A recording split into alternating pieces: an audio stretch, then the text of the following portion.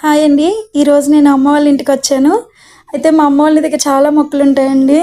ఈ ద్రాక్ష చెట్టు ఉంది కదా, ఇదైతే చాలా బాగుంటుంది. అంటే చాలా కాయలు వస్తాయి దీనికి, చాలా స్వీట్గా ఉంటాయి. ఇవైతే ఆల్మోస్ట్ కాపు అయిపోయినట్టుంది. అక్కడక్కడ చిన్న చిన్న గుత్తులే ఉన్నాయి. పక్షులు తినేస్తున్నాయండి. చాలా స్వీట్ ఉంటాయి కదా, అందుకే పక్షులు బాగా తినేస్తున్నాయి. ఇగో చిన్న చిన్న గెలలు మాత్రం అక్కడక్కడ ఉన్నాయన్నమాట. ఇది చాలా పెద్ద పాదు. ఇదిగోండి ఈరోజు మా అమ్మ వాళ్ళ ఇంట్లో నా మెనూ అనమాట.